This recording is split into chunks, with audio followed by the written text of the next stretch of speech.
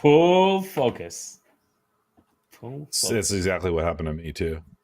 So, Welcome everybody to the Side Quest, recorded in front of a studio audience here in beautiful Burbank, California.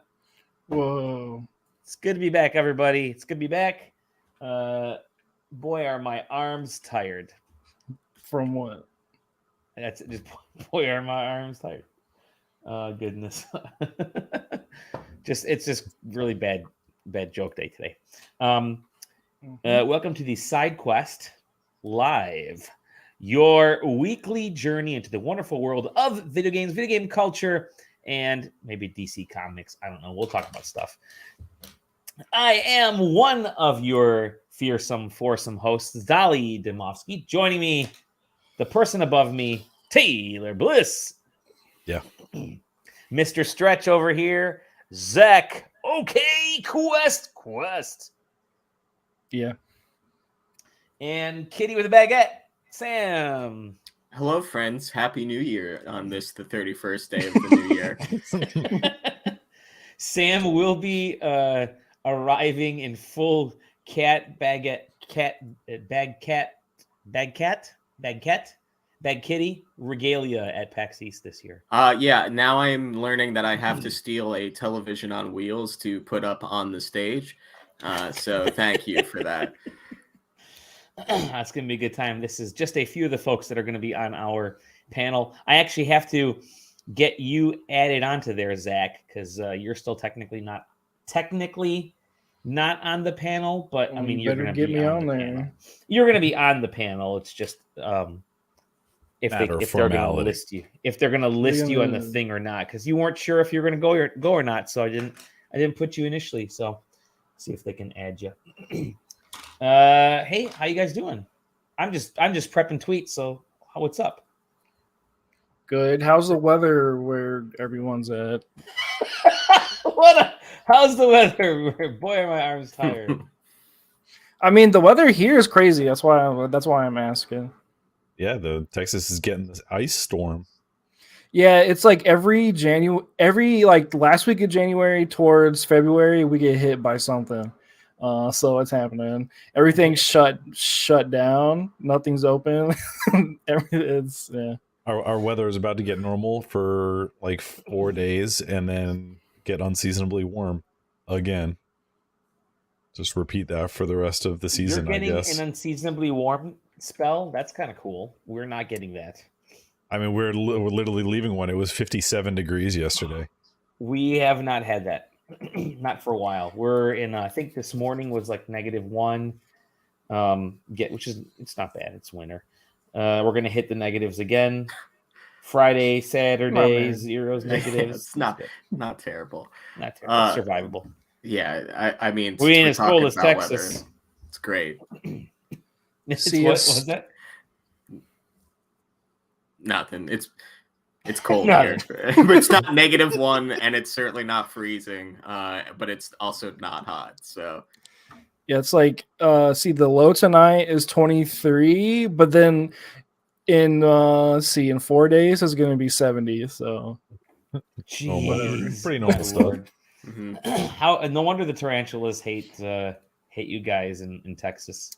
Texas is crazy. This is just a normal thing. Not really. I haven't seen any. We should have a bunch of stuff. There's a bunch of creatures, but a bunch of creatures. Good times. Well,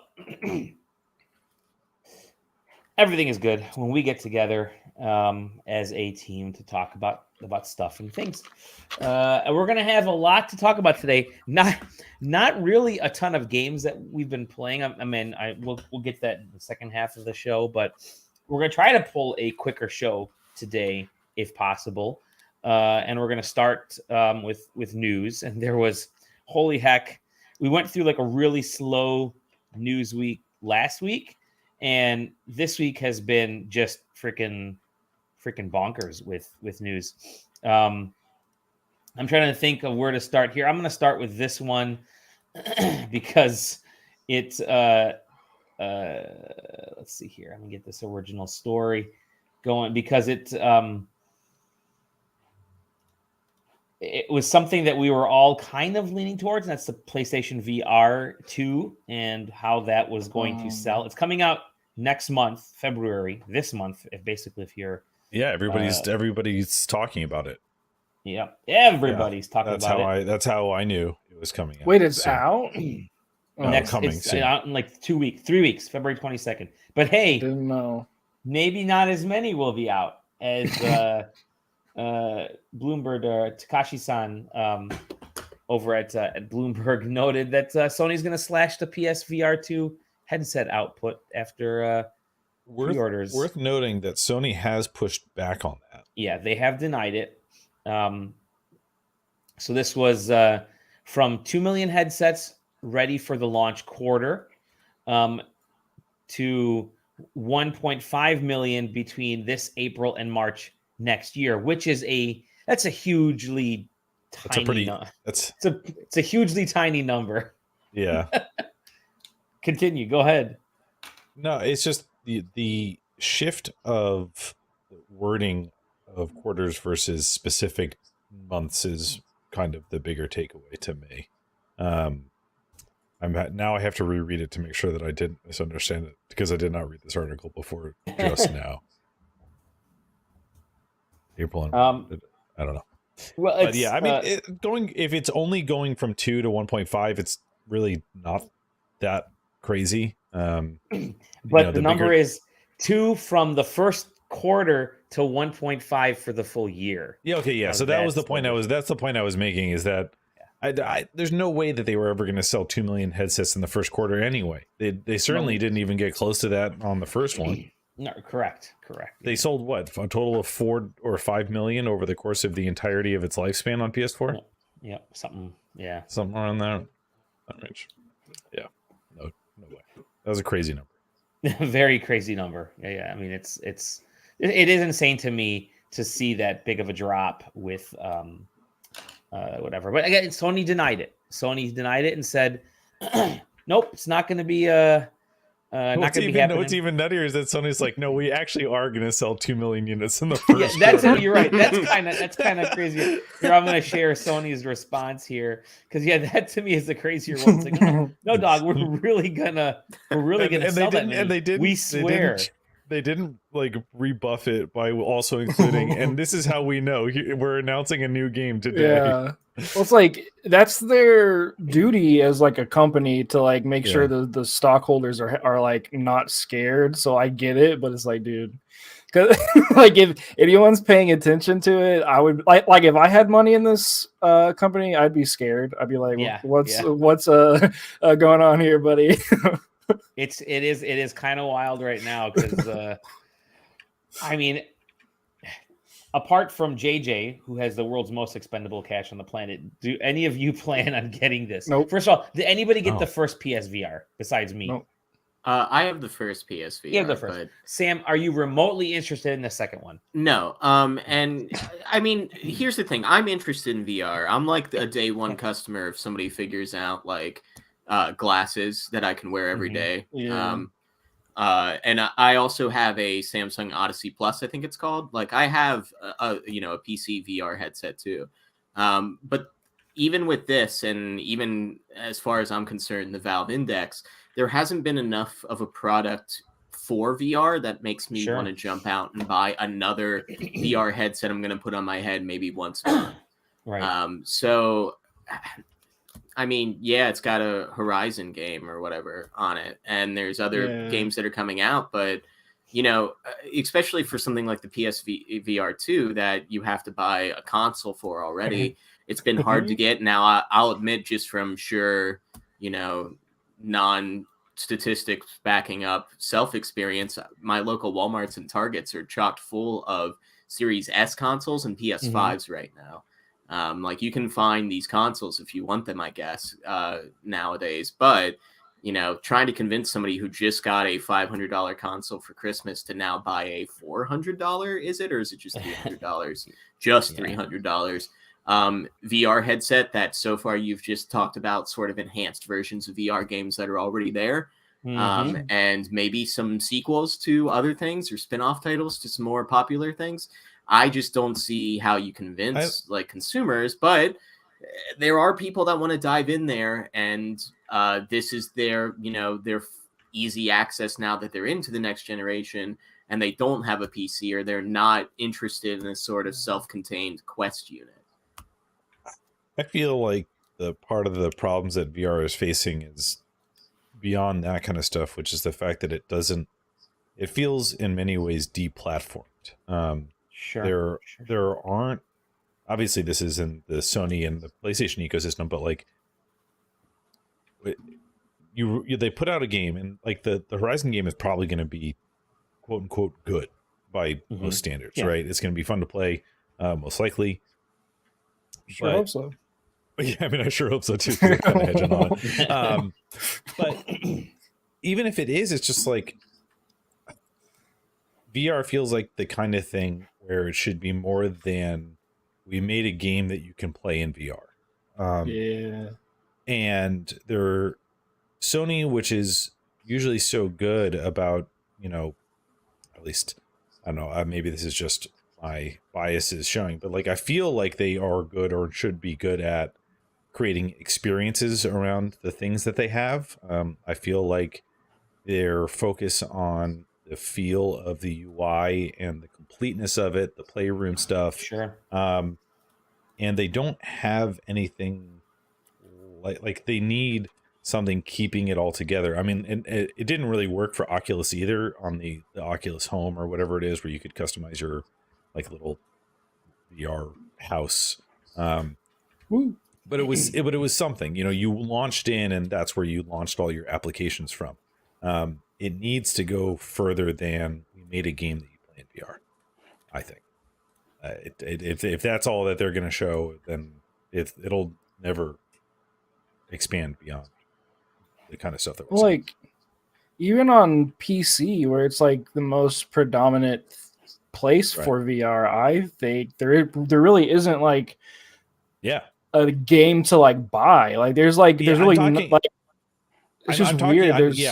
I'm pointing this problem at Sony only because we're talking about the PSVR 2 right now. Yeah. I think that this is the broader VR problem, like at large, is that there isn't something that brings it together as something that you do for more than just this one application. It's not I'm going to hop in VR. It's I'm going to hop in VR chat. It's I'm going to hop into Beat Saber. I'm going to do this one thing, and it's just going to happen to be in VR. And that's the problem that VR headsets have at large. And PSVR is just going to be the last one to fall for it. Like PlayStation and like these gaming companies have the ability to like make that hub or like make like that world, but they just don't for whatever reason. Exactly. The companies are out here making, and we'll talk about this eventually as the news goes on, the latest games as a service that they inevitably shut down after less than 1 year.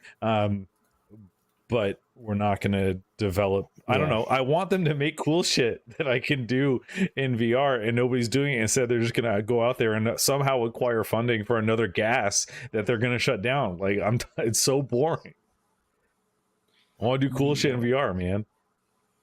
It's I just want the freaking all the games that I had already purchased for original PSVR to work, or at least an upgrade path, so that if I were so upgrade paths and Sony have done really well together lately. But you know what I'm saying? I mean, that's you'd expect. Hey, I've purchased a game on the PSVR 1. If there's a PSVR 2 version, that I get it for free, right? That it's like, here's like Job Simulator or whatever. I mean, that would be the ideal way to do. Obviously, this is Sony we're talking about. It's Mr. Business Jim Ryan over there doesn't seem to know how to run his business, but I don't know. It's is he British? Shots fired. Shots fired at Jim Ryan. Anyways, I'm not remotely interested in this yet until there's like 6,000. Until Beat Saber 2. Not even that. Saber. Why would they make a second one? I don't know. I was just picking the game. Okay, we'll leave Sony alone for a little bit. There's plenty of There's plenty of news this week, so we're mostly They'll be back. They'll be back. One company that Friends will of be the back, show. friends of the show, Xbox, are announcing price increases for Japan. Makes sense. 5,000 yen price increase, which is roughly about $40. So No. It used to be 50 back in the day. back in the day. So the something Series happened. S, the Series S is basically 250, and it's going to 292 or 254 to 292, and the Series X is about 423 and going to 462. By the way, both those are cheaper than in the US. But they're trying to sell, man. they're trying to the sell Series in Japan. S supposedly sells pretty well over there because it's small. So I mean, the Yeah, Series like 300 units a week is pretty well for an Xbox console. Yeah. That is correct. Yeah. But no, it's as a console, as hardware, Xbox has been non-existent in Japan, and they keep trying. They keep trying to push this thing out, but Series S is outselling the Series X. But obviously, they direction have made a divot. It's a very, very small divot. I think it won the Wii. It beat the PlayStation family like once over the last decade. No, they need to have just a streaming device, just a streaming stick, or a very small device that is a different method of delivering games. Cloud, Game Pass Ultimate, because what they're doing now is not working in Japan, at least. Yeah, they keep trying to buy like IPs and stuff, and it's not working. Japan will just play it on their computers. They have computers too.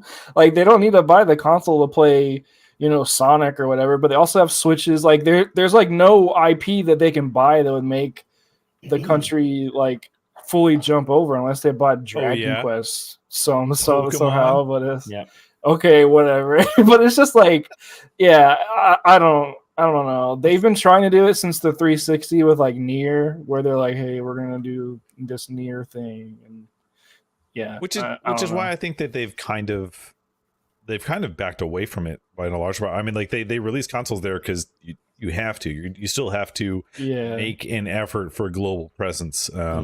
That's their obligation, and just trying to find the right way to do so. I mean, I'm sure that they would really like it if people like you said, if people have computers and people have TVs, if they want to stream stuff, they're really hoping that people do that.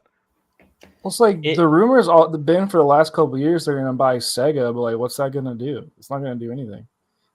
Yeah, I don't think they buy Sega for the Japan market. I know. I'm just like, but it's like, why? But they would absorb a Japanese company for what reason besides Sonic and Yakuza? I don't know. Anyways, Yakuza's big. But it's not that big. Well, Sega it's also not like owns Atlas too, and I think Persona's exploded here recently. True. I always forget about them. Do they? Yeah. Atlas owns Sega, and Atlas is a publisher too, so it's like kind of like a little two. I don't know if it's an ownership or more of a like strategic partnership. Yeah. It says that Sega's their daddy. I was gonna say you can say daddy.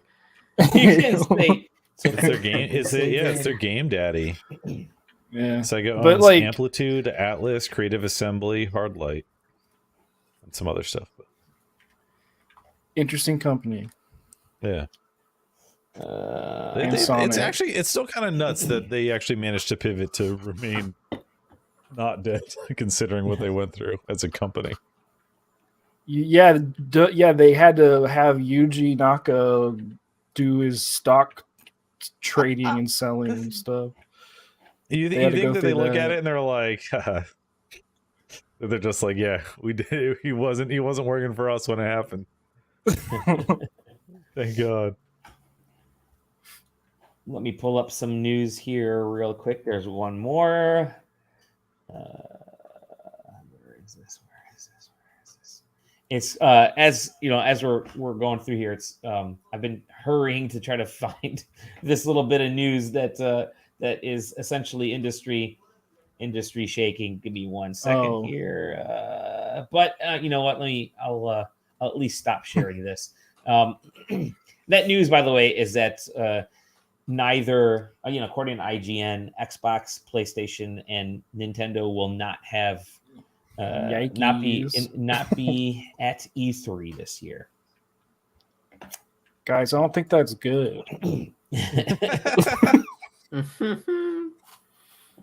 Well, it came out later this afternoon that it sounds like Microsoft might be working with ReedPop for some like Microsoft presence the week before or something around the area. I caught Where'd that you late. hear I that? didn't exactly read in too much to it, but I mean, can you blame them?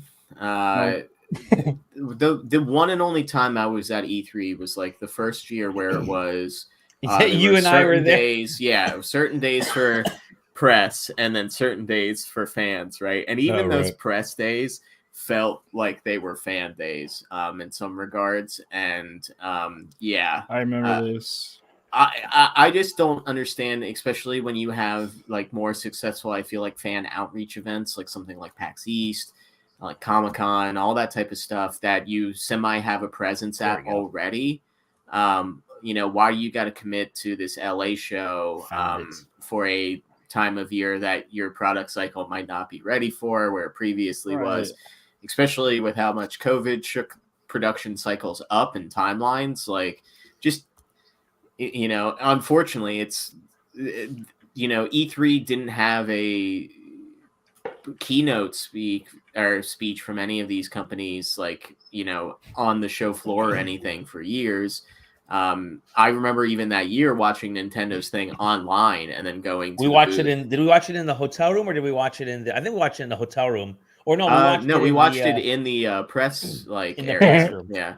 There was like the E3 experience. Yeah, everybody had the like not free laptops, but the laptops that were sitting around there for general use to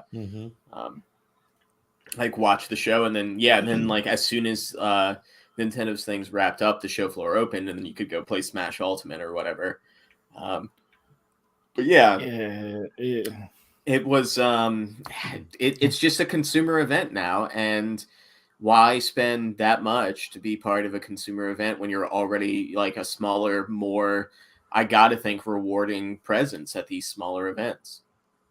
Yeah, it's like, I feel like the industry, like, we grew out of this like a decade ago. Like, it's just weird that we're so dedicated to this idea of E3 when it's like we don't need it anymore. Like, the direct style thing is like, that's how you get these things out. You don't need to spend the millions of dollars to do the pomp and circumstance, like stage shows, or like having like booths anymore, really.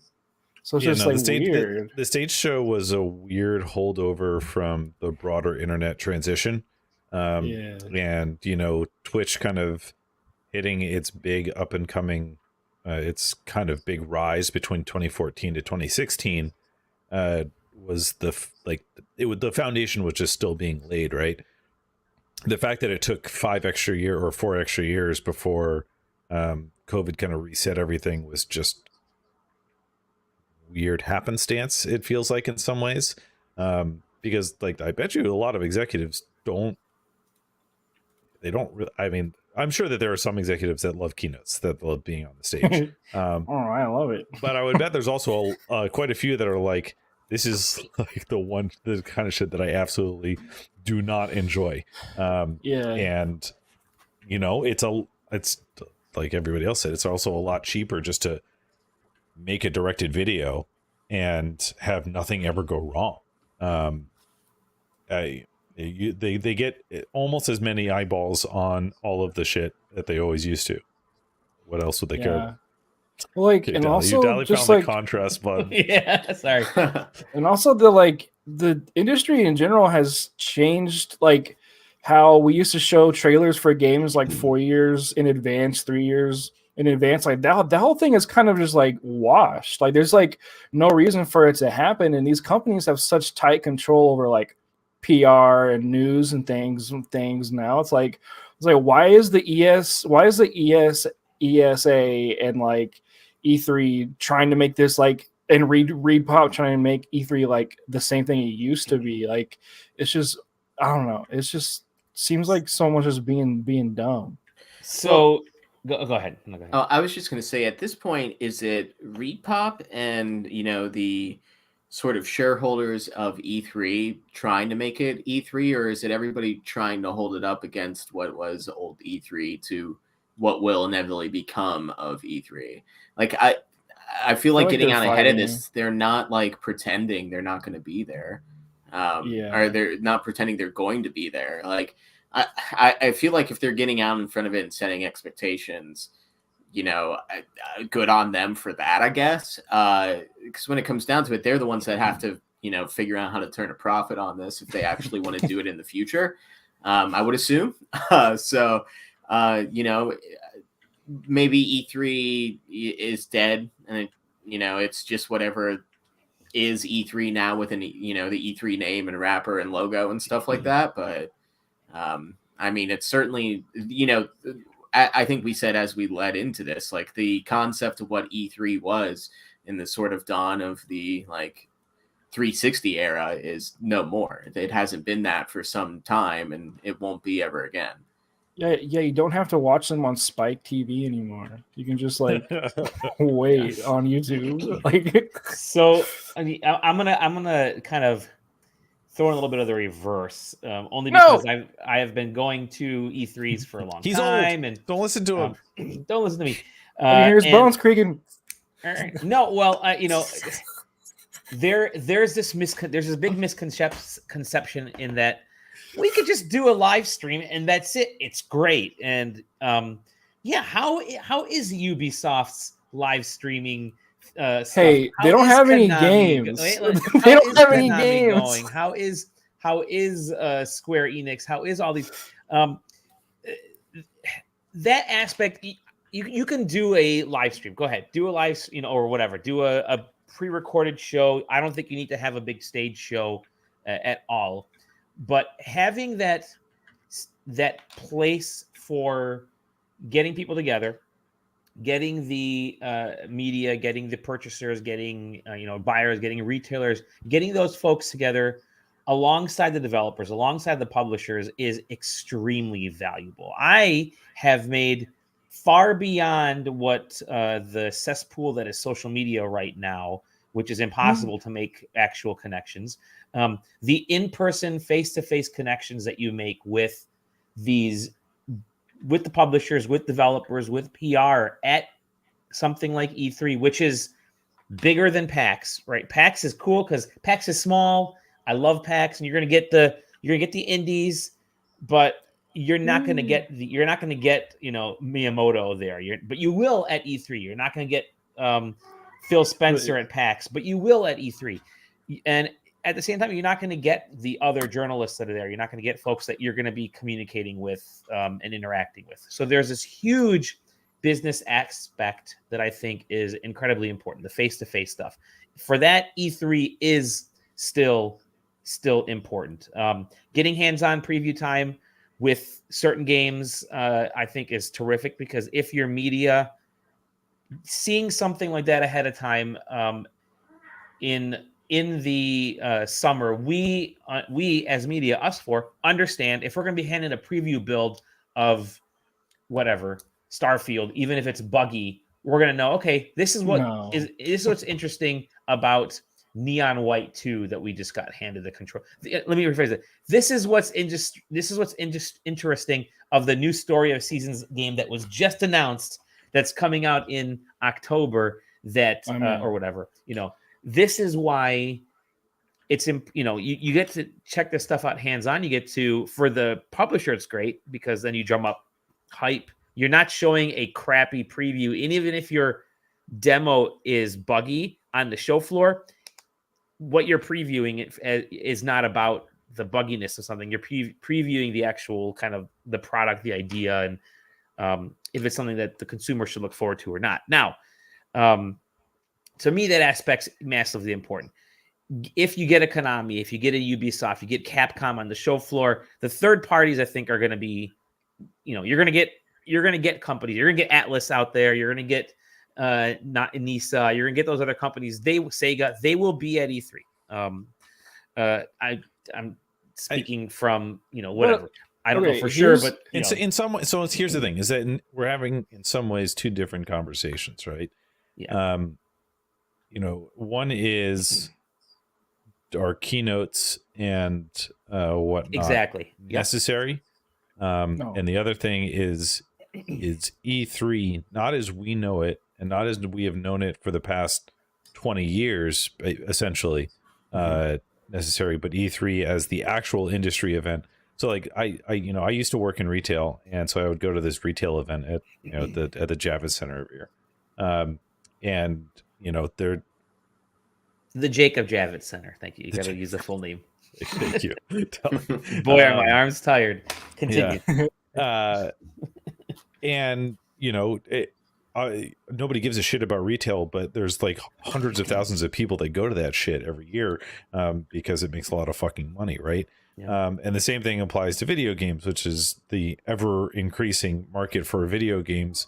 The fact that it does not have a significant industry specific trade show any longer is kind of weird.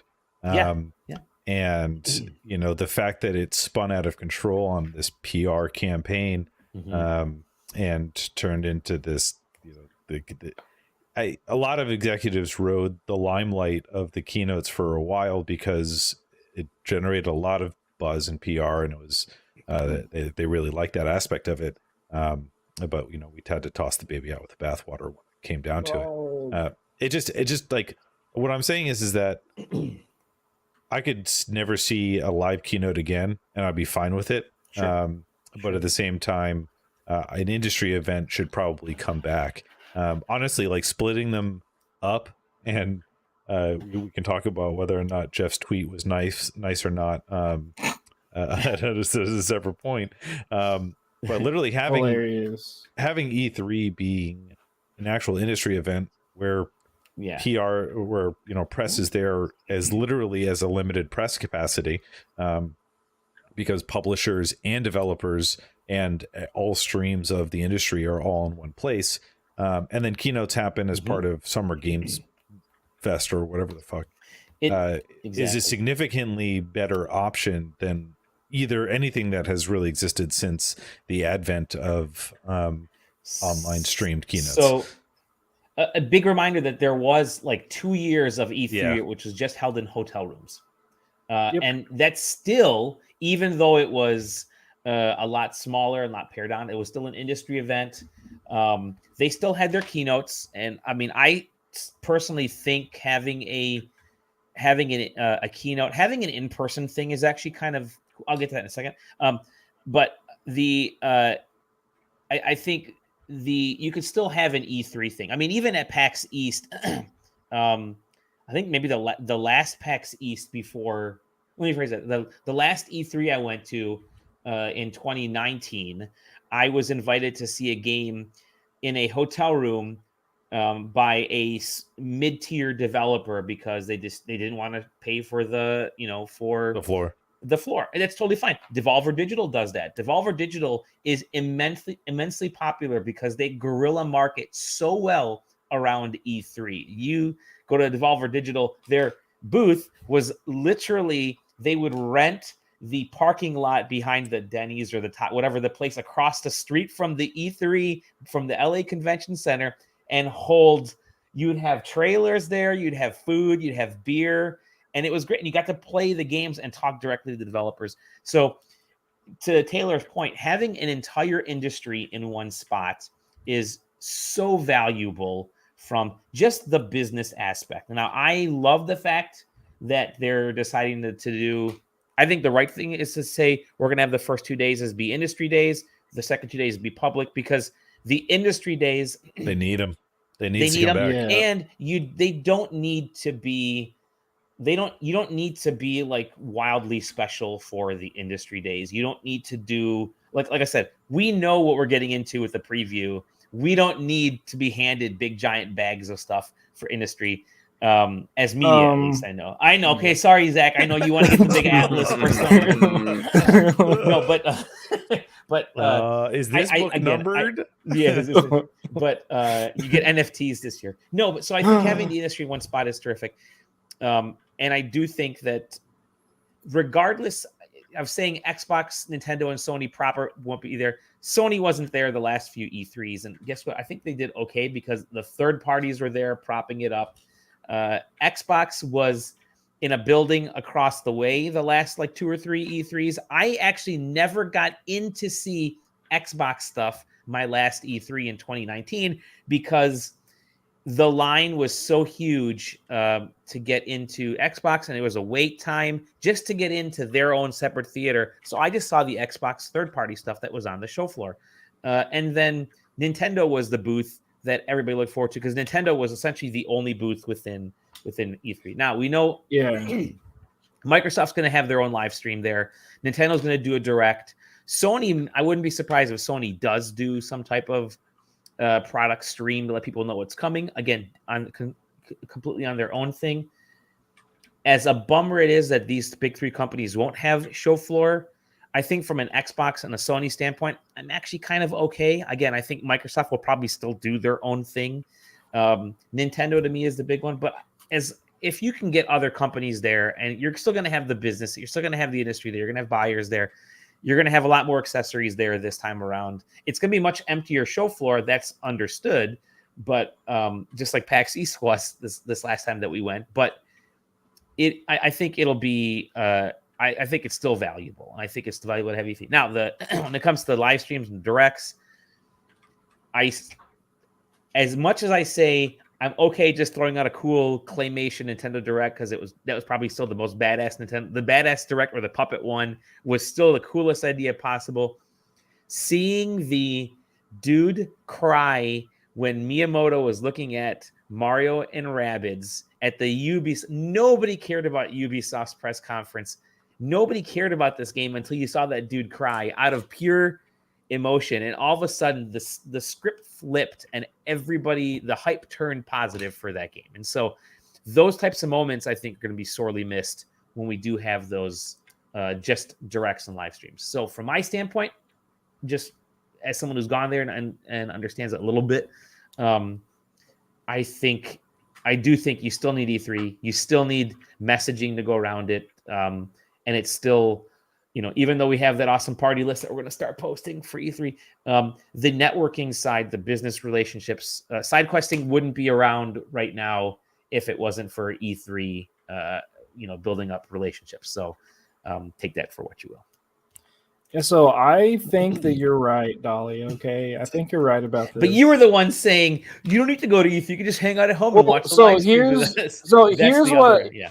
But no, so here's like I think that you're right, but my mindset is more so I think the E3 like brand and everything is too tainted now. It totally is. And the Reed Pop needs to try really hard to build relationships back with the big 3 so they can have things like come like right now I'm fine with just staying at home, whatever, but like I do know that like people getting to meet up and talk is super important, but I think right now if there's no big 3 there, a lot of people won't care. Like I wouldn't see myself paying money to go see Konami and Capcom games. Like that's not going to bring in a lot of views to a website really either. So it's just if you get hands-on with a new Metal Gear remake.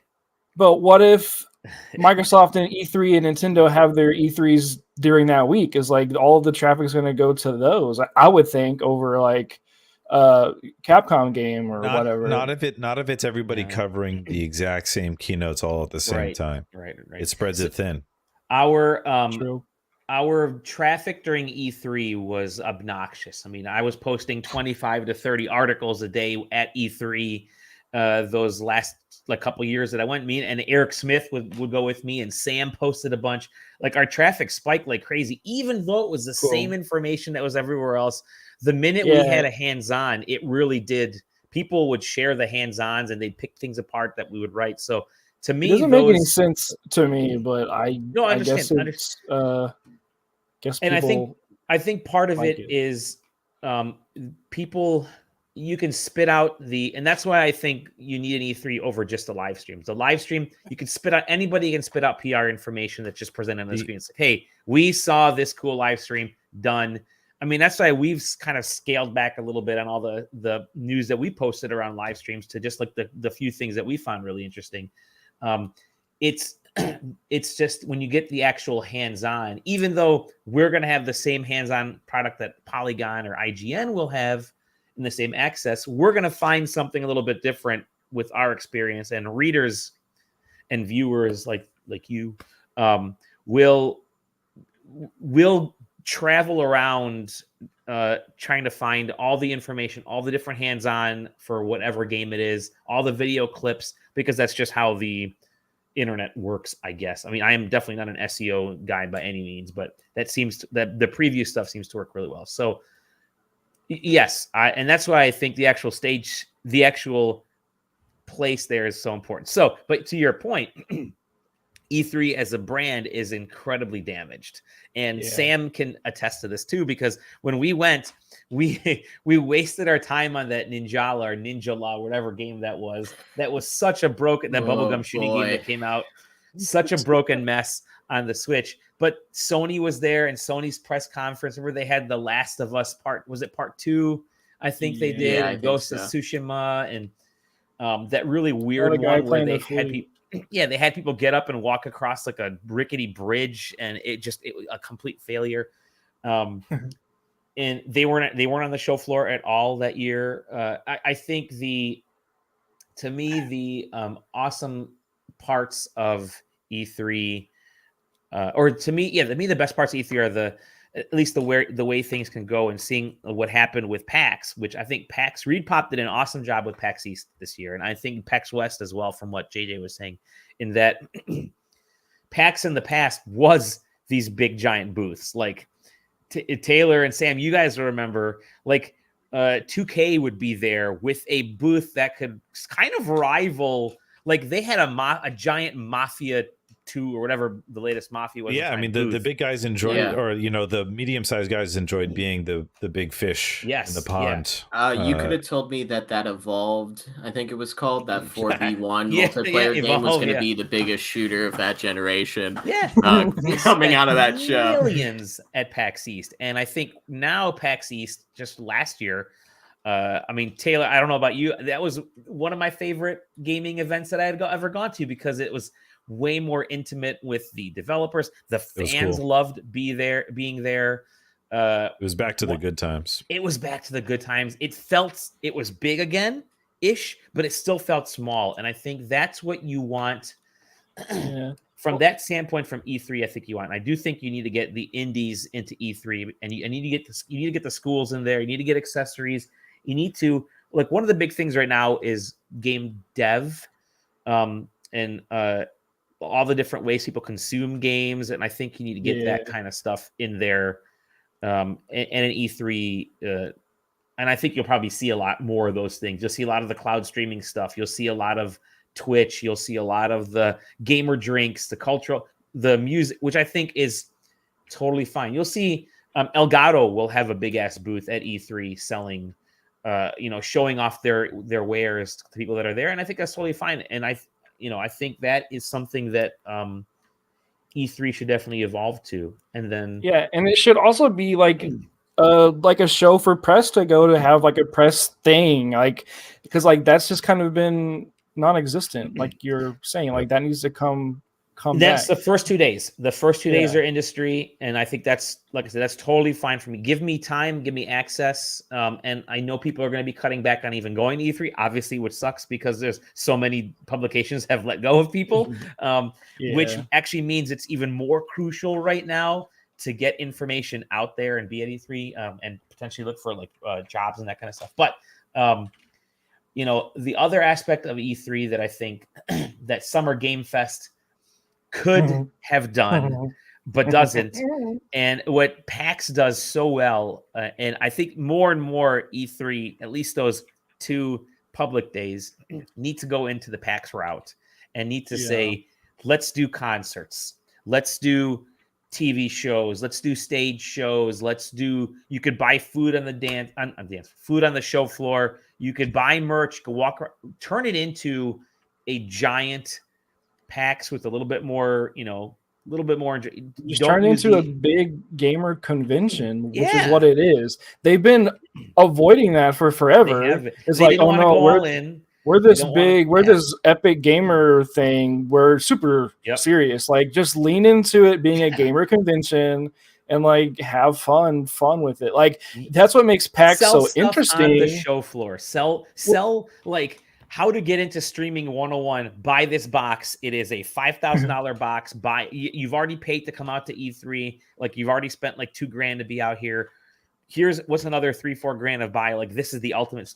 I think turn it into a gamer festival, like an actual game fest. I think they're missing that part. You're right. They've been afraid to fall in. And that's what makes PAX like so like a thing that people go to, is because of that culture. Like, there's a very deep like culture behind PAX conventions, which I wasn't aware of until I started to do research into it. But there's people who have these like meet and greets. They have these like jokes that they have every year. These like weird like inside things.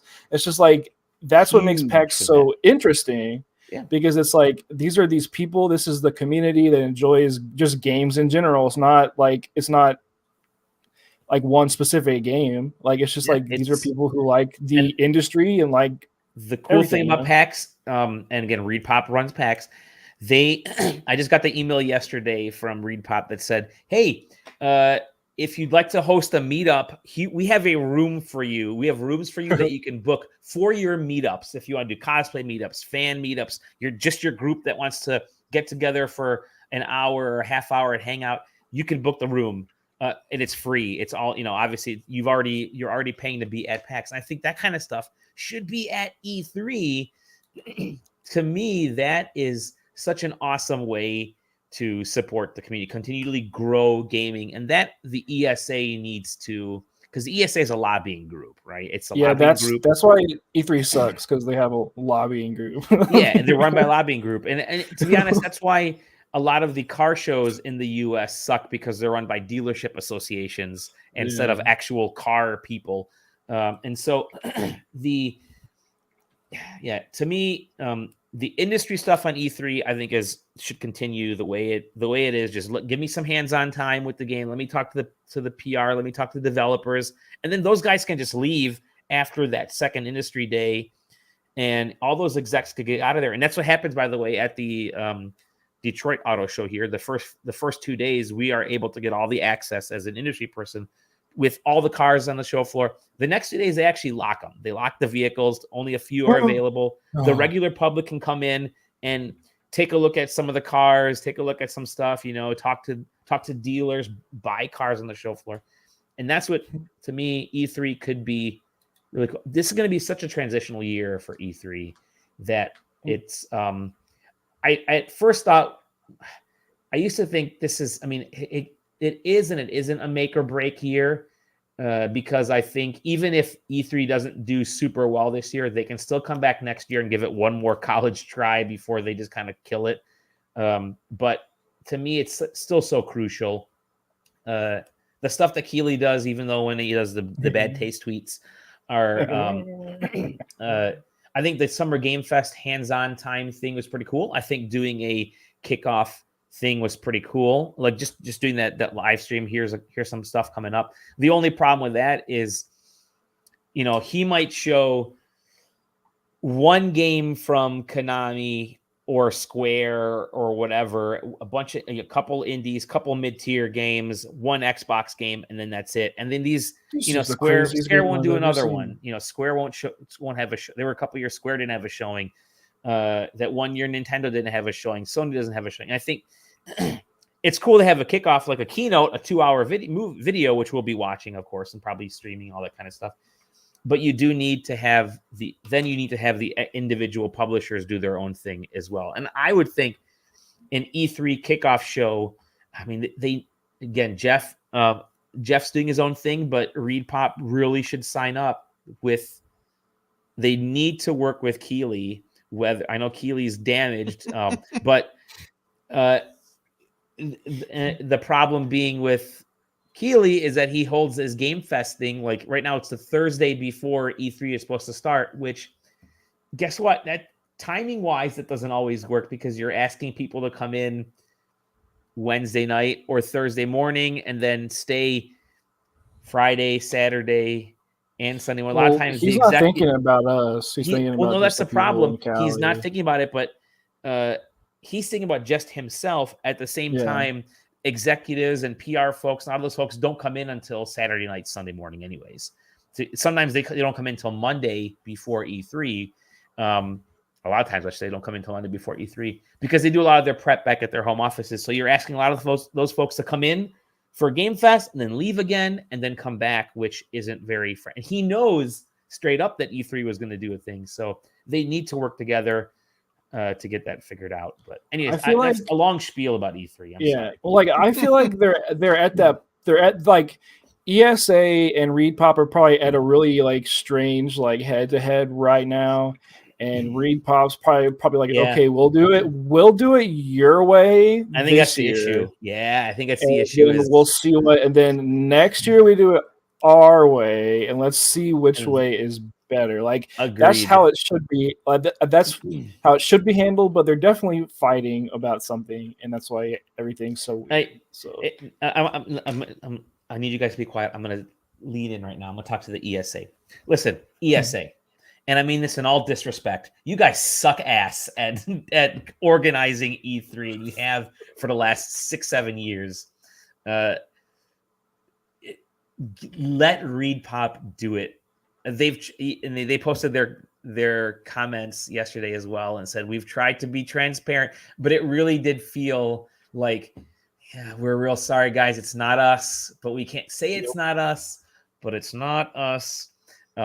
Because those guys like to get ahead. They've been planning E3 since before what E3 2022 was going to be, right? And so they got handed E3 for 2023, and they've been working on it. And I do think the ESA has been, because last year when they announced it, you saw support from I think Xbox came out and Phil came out and said, I think somebody at Nintendo mentioned it, like Doug Bowser or someone mentioned it. So there was a groundswell of support of what E3 could be, to the point where Keeley had to like make 15 posts like, we're going to be back next year, guys. We started, so it's like, relax. And it's that, and then of course they don't, I don't think Reed Pop, maybe they did drop the ball. I don't know the inside story. Well, this is why I want to go to E3 to find out. I do think, again, this is a lot of the ESA stuff getting mixed in. So it's a bummer of a situation that Xbox, Nintendo, and Sony won't be first party, may not be a part of it, but they'll still be there. There'll still be plenty of third party games for these companies and a bunch of other stuff that we'll want to see. So, and even though they won't be there proper, they know that they need to be there because the entire industry is going to be there. So again, don't be surprised if Nintendo hosts their own summer direct and then has a little, has some hotel rooms for people to get check out stuff. The same with Sony, and that's what Activision and EA have been doing for a while now, anyways. But I will say this: you read that title. What is the title of the article? What does this say? Zach, you read it. What does it say? Exclusive Xbox, Nintendo, and Sony won't be part of E3 2023. Taylor, read this next part. All three of gaming's first-party console manufacturers appear poised to skip E3's big return. Wait a minute. They're definitely not going to be part of it, or are they appear poised to skip E3? This is called. Listen, sometimes Dally, the lead. I am so nitpicky. Sometimes the lead, sometimes you gotta throw some spikes. It's complicated. Sometimes you gotta stretch a little bit. Sometimes you gotta. Sometimes you gotta be IGN and just make it up. And I just made it up. Sometimes we gotta sell bridges and tell people that sell bridges and tell people that Amazon is buying Tomb Raider for $600 million. Go ahead. What's this story? It's a non-story in my opinion. I agree. I Yep. saw that this one got picked up by a few places Bro. today. Yeah. The source is It's so funny. what did it? I already forget. Ring of Fans or something. it's- Ring, yeah. the Ring of Fans. It's a Lord of Fellowship the of the Rings Ring fan fan group. podcast that I guess got a leak supposedly about WB getting poised to sell back the rights to It was their Embracer portion. Group, not WB. Embracer Group. No, I'm talking about, but the reason why this Lord of the Rings fan thing picked it up is because they had received a tip about something to do with Lord of the Rings rights and WB giving it up. Okay, so they became and then for some reason, included from the same source is a tip about Embracer Group selling by the way. or leasing. They changed it after it was published, leasing the rights to Tomb Raider to Amazon for $600 million. They did not denote what currency. They did not denote the terms of it. They did not denote anything about this. Like, the source is not listed as a person. It's not listed as where that person is from, who they are with. I saw it. Spit it out. I saw it on. So it was on Reddit, Gaming Leaks and Rumors, which it's That's Gaming the Leaks and best. Rumors. So That's the like best site. it's Gaming Leaks and Rumors is fun to just be around because at least for the most part there, people are like, haha, funny if true. Like, it's not assumed that those things are real. The problem is that the source that Reddit thread was started from was from a game site that I think most of us here would consider as well respected for the most part. So I don't know. This seems crazy to even acknowledge as a potential rumor to me. It's I could have fucking written this on my blog, and it would have meant just as much. In my opinion. The thing that's funny to me is like, what world is Tomb Raider worth $600 million? Like, they bought Lord of the Rings for $400 million. Why is Tomb Raider worth more than Lord of the Rings? Like, what world? And not just that, but like, as flush with cash as you could argue Amazon is. Yeah. They're accounting for inflation. Okay, makes sense. Yeah, that's inflation. Good. But they know, and the people, like the business people that work for Amazon, they get news and information. They know that Embracer bought the entirety of Tomb Raider as well as many other things for $300 million. That's not a mystery. They're not, and they're also at the same time not stupid. $600 million. So I don't know. It was fucking bizarre, man. I'm certainly no like bastion of journalistic prowess, but it just seems bizarre to even acknowledge this one as a rumor. Yeah, you sent me this at like 11 in the morning. Like, what do you think about this? And I just said, LOL. Yeah, I mean that was it. Anyway, I shouldn't even be mentioning it here to perpetuate it any further. To be quite honest, I don't know. It's just the fact that the source of it is a Lord of the Rings fan blog. It will never cease to just like it's beautiful. Get me razzed. I don't get it. It's a footnote on an article about something else, and then they just throw in randomly in a paragraph, oh yeah, by the way, Amazon's picking it up for $600 million. I don't know. You know what? You know what's not getting picked up? What? Apparently Rumbleverse is not getting picked up. Oh no! That game's speaking fun. here's my callback to my comment regarding Gas Games, the latest one. How do they? I swear to God, it came out last year, didn't it? It came out in 2022. Yeah. Every single one of these gets pitched And I think that a requirement is the wind down plan, like the 12-month wind down plan. I would bet you that 85% of gas games have like it's required that it has a wind down plan, a 12-month. Yeah, it's the thing that's unfortunate about this game is been in development for a while too. Like they've been working hard, And it was well liked. It just didn't it just didn't take off. It didn't explode, didn't and so make it's like $1 billion. So yeah, when's it going down? March, February 28th, end of the last day of February. February. All right, so this one made it. So this one had a 6-month plan because it launched it launched in August. Oh, was it August that it launched? Oh my lord! It might have. Well, They might have had an early access point before that, but yeah.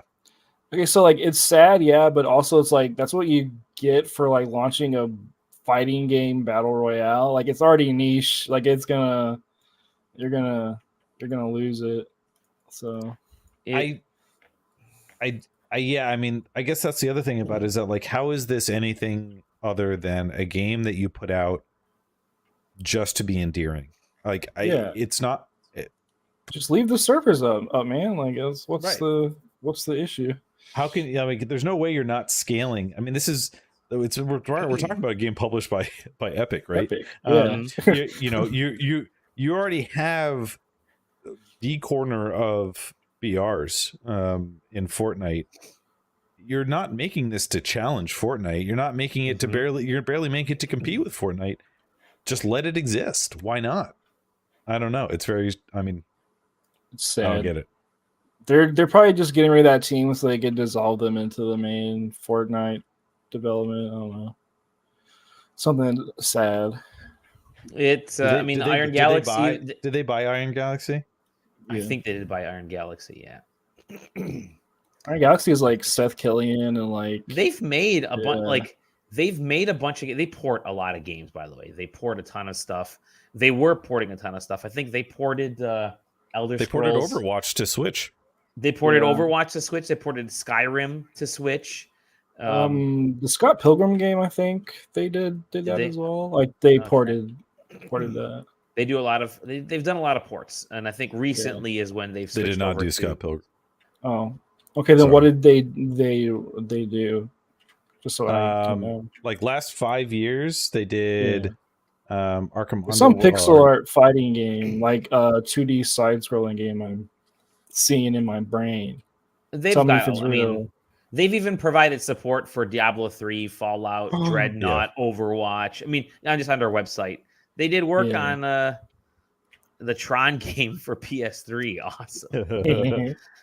Lucky. But, no, they've done a lot of work. Yeah, I mean, the Xbox 360 was like they were it. I mean, they ported so much shit to 360, man. I mean, they did PS3 too, but I personally had a 360, so I always thought of them as like a Microsoft partner. But I mean, they didn't do that many games on their own. I mean, it's Rumbleverse, Extinction, and Dive Kick. Of everything that's on this list, the only game I know for personally is Dive Kick. There you go. That was an awesome game. Fighting game. Yeah. Oh, dude. But it's a bummer. Another one bites the dust. But yeah, as you mentioned, the war on gas continues. They expect this to continue, by the way. I mean, like maybe some of them will last more than 6 months. But I mean, how long did the Ubisoft one last? Which one? Roughly 6 months. Yeah, which one? What was that called? They've had a lot of them. I can't. Ubisoft does a new one every other week. So what was it, Sam? Hyper something, if I remember. Yeah, Hyperscape. Hyperscape, maybe. Yeah. Dude, I barely remember that game. So did Ubisoft. Yeah. Hey, I wanted to let me move on because we're already at tipping an hour here. There's still a lot of news. Here's one that we talked about. Bloomberg, Jason good old Schreier at Bloomberg's reporting that your goodest friend that hey, guess what? Everything we talked about Halo and 343 was true. It was all true. Their switch, first of all, at least 75 people were let go in the latest round of Microsoft layoffs from 343. This is all according to Schreier. And Schreier is usually on his game about these facts. So I would hold his news the least amount of salt possible. It's probably he's pretty to your chagrin. Anyways, they're switching from Slipspace engine to Unreal. So they're essentially before we dive too deep. Yeah. I just want to say that some of these are not as set in stone as this article makes it sound. Wow, you interrupted him. Listen, all I'm right. sorry. I had to because that's what she said. Yeah, Dolly was about to report this article as if it was 100% fact, and I couldn't let it happen. He got his source from the Fellowship blog. From Fellowship of the Fans. Anyways, as this notes, they're essentially they're already working on the new game.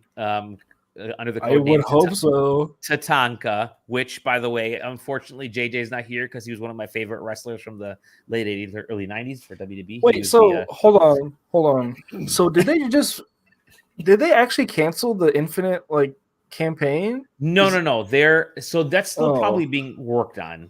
But they're essentially going all in on the next 343 is developing Tatanka with certain affinity. All right. So that's their new, they're using them to help develop this new game. Because remember, there was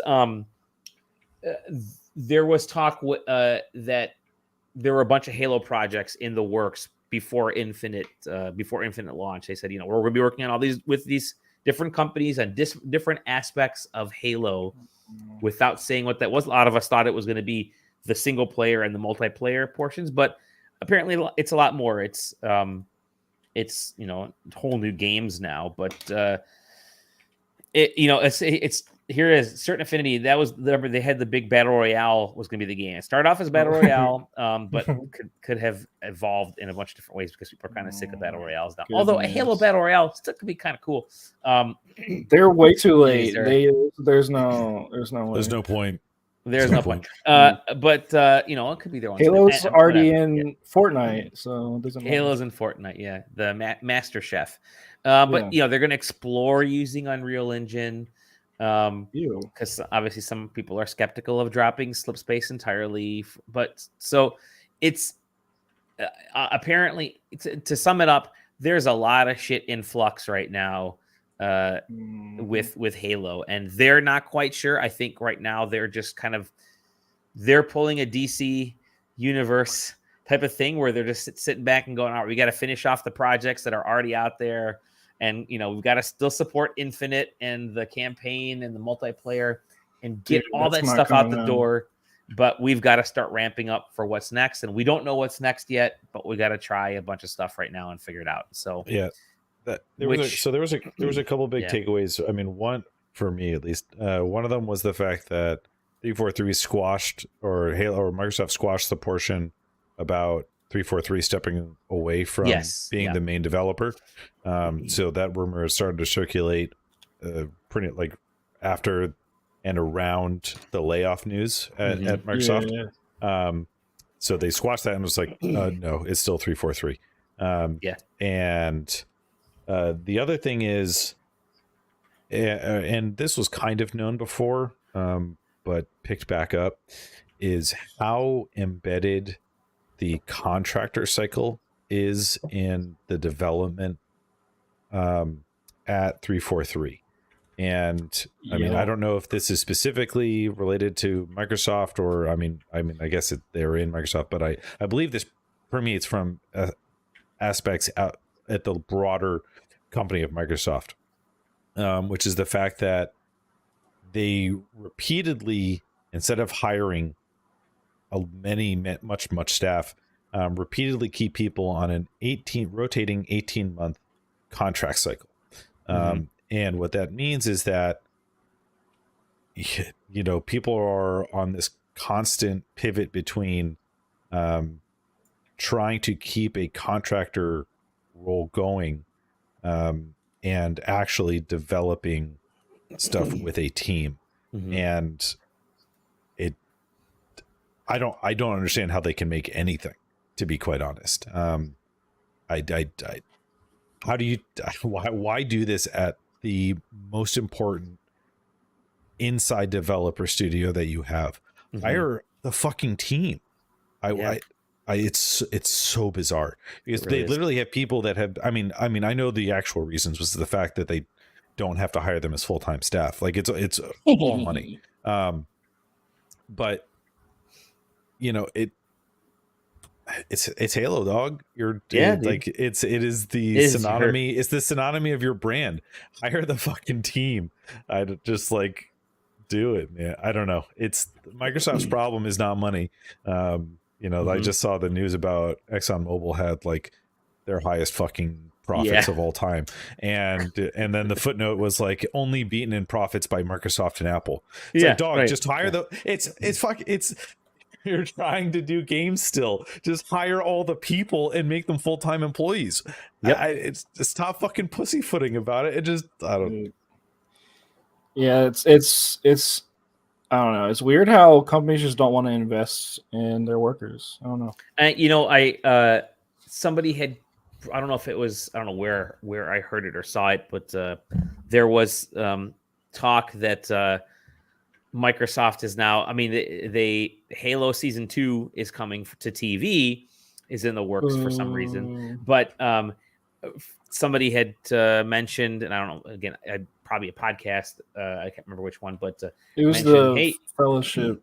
it was the Fellowship. But hey, Microsoft is now seriously looking at the success of Last of Us, the TV series over the last few weeks, and how Yeah, they're gonna be like, oh, now we want it on HBO. Actually, yeah, now, now we we want want to to make a actually game put some, that's a game. well, no, I mean, and they have that, but now Microsoft's saying we need to do that too with our properties and do this whole transmedia thing that is You that already is wasted important. it. You wasted They your wasted- one IP. What are you gonna do? Well, and that's why, you know, they're trying to figure out what they want to do. Obviously, they have other IP. You can Ori make, and the Blind Forest. they can by make Napa. it fantastic. Whoa. Remember, there's Think still a about it. Minecraft movie on the way. Don't forget that. There's still a Minecraft movie on the way. Isn't it with The Rock? Is he still the main character? Is that still I- happening? What's He's No, Steve. no. He's Steve. That they replaced him for Chris Pratt. Thank you Yeah. very much. Chris I need Pratt's the someone to look new it up. Superman. But no, it's you know, back to Halo. It Viva Pinata live I action. think I HBO. think Halo needs to I think Halo needs to do a reboot and kind of get back to what made Halo so great. That I mean, Halo 2 and Halo 3 were just two of my favorite games of all time. I think a lot of people would maybe agree, but they're so good, and I think, you know, you need to kind of get back to. I think Infinite to me ruined the brand from just the messaging, the No. development. No, Halo 5 was that. that Halo 5 was where that no, it's not hit. called Halo 5. Halo Guardians.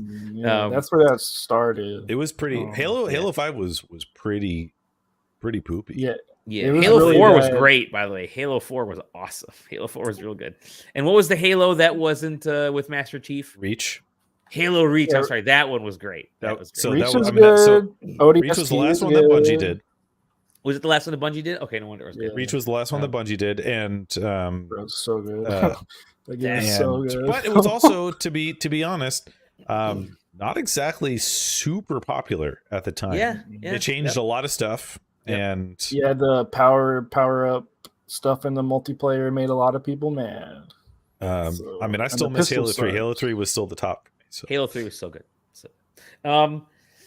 And let's see, last bit of news, because we've been talking a lot.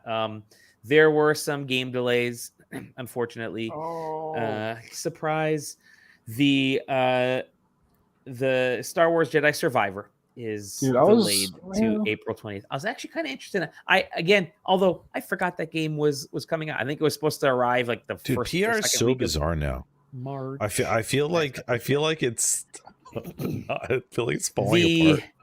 do you guys not uh, remember when he came out on stage at the Game Awards and was like, "I'm so excited to be back"? Because Cal Kestis, and then he showed off the gameplay, and it was like March 16th, and I was like, dang, that's my birthday, woohoo! And then they delayed it because of your birthday.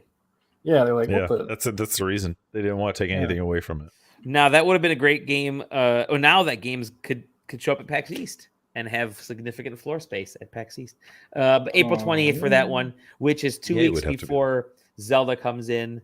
It Jesus. is April, May, basically May and June. The end of April, May and June are wild for game releases. Absolutely wild for game releases. We're gonna see. I will not be surprised if we see another game slip out of there. I mean, we're all in agreement that Starfield is not showing up until at least like August, September, probably closer to November, and then Forza probably October. Sam, when do you? I mean, you want Forza right now, obviously, right? Yeah, I mean, I'd love to be putting around, but yeah, that was the one that you know, when they were talking about it, I was like, oh, we're definitely not getting any dates. Like nothing's happening here. I don't know. It's so early in the year for all that stuff. I mean, Hi-Fi Rush even joked about in their trailer. It's like, as long as this hasn't leaked, this is going to be pretty cool. And it leaked. Like, well, it leaked to some extent, but yeah. We certainly didn't know Tango Works was working on that. Or that it would come out weird. Just a wild that day and date, right? But yeah, it's a lot of time left in this year. I think you're going to see a lot of things shift. I mean, even things that have been talked about as recently as today. I mean, you get a 2023 at the end of it, and it doesn't even feel confident as it's saying that. Right. So.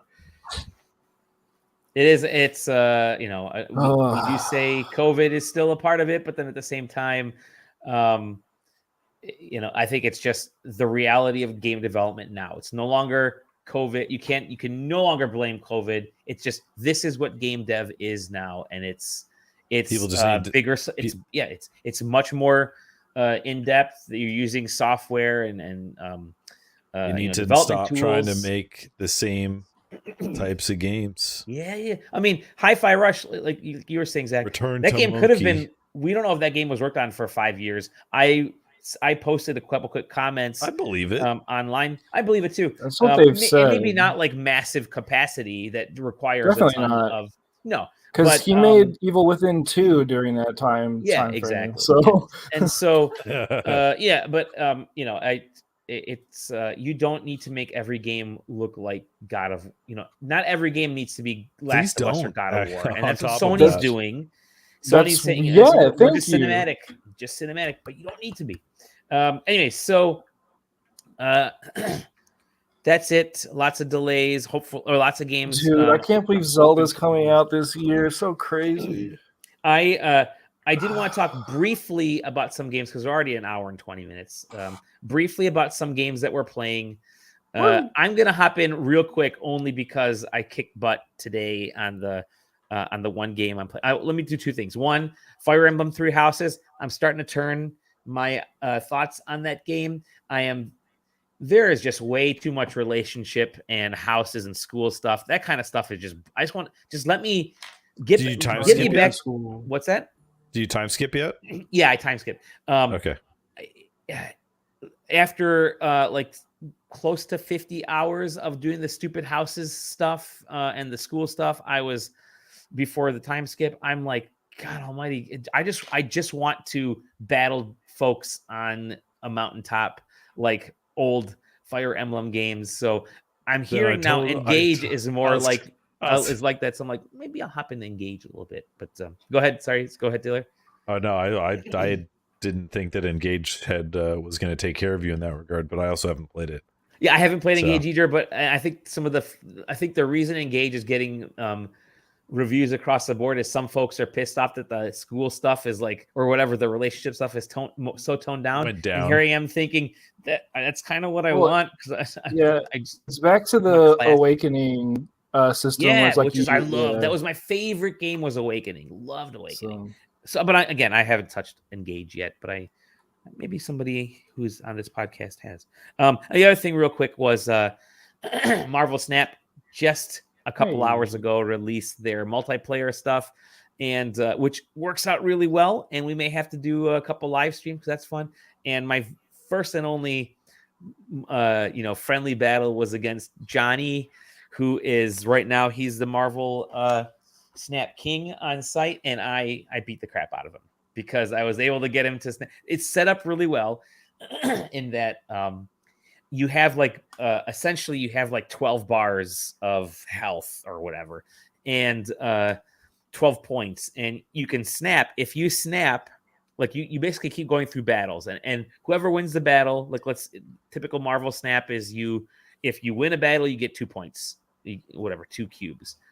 And in this case, if you win a battle, you get to knock off 2 of their health bar or their point bar, and you keep going back and forth until you've defeated the other person. It's almost like a Street Fighter-ish, one-on-one battle. Instead of best of 3, it's now how many of these hit points can you knock down, which is kind of a cool way to do it. But you can also snap, and I got Johnny to snap. So his thing went from, let's see, he had all his 12 points, and I beat him the first time and got 2 points knocked out. So it's 12-10, my lead. And then he beats me and makes it 10-10 for 2 points. And we realized, oh shit, we can snap. So I got him to snap and knocked 8 points off of his whole life bar. So it went from being 10-10 to being 10-2 very quickly. And I just knew at that point, I'm not going to snap because I'm so far ahead. So I think they're going to need to tweak that a little bit. I beat him in the end, but it's fun. Check it out. And you don't gain any experience or anything like that. No season points or anything. It's literally just for fun right now. So it's good. But yeah, what are you guys playing? Let's go to Sam. Sam over there, because we haven't seen you in a couple weeks. Sam, what are you playing? Yeah, I mean, I've been, playing the normal multiplayer stuff. Haven't really had a lot of time as of late because it's, the winter sports season. I did download a certain director's cut of the game that maybe somebody has mentioned on this podcast quite a few times, and hopefully we'll have time to start it soon. And I mean, really, other than that, I've been spending a lot of time kind of just checking out Hi-Fi Super Rush right now. Nice. And then also getting some time in to play some Monster Hunter Rise since it joined Games Pass. Oh, so you're playing Pass? Series X. And I more so than that, and I don't really want to talk about it too much tonight. But since we have mentioned Zelda at least once this evening, You're playing Tears of the Kingdom? Yeah. No, I'm somehow making the sad commitment to play through all of the Zelda games this year. Nice. And I say sad because I'm going to go in release order. And I started with the original. And let me tell you, in the year 2023... you should be playing the original on Switch Online. So when you die, you don't spike a controller against the ground or play the same segment 30 times because you said stupidly at the beginning, no, I'm going to play it as if it was an NES copy. And don't do that to yourself. You shouldn't have done it to yourself back then either. The original Zelda is arguably at times unfair. And other times, unwilling to teach you anything about the game that you could just be stuck there forever. Did you know that you could bomb this wall? Well, of course not, because there's nothing telling you that it could break apart. And that's why the game was so good, because it taught you to do that shit. Wrong. It doesn't teach you anything. It didn't tell you to do it. You just started doing it yourself. But the problem with that is you get 4 bombs and then you bomb every corner of a room other than Then you one, ran and out.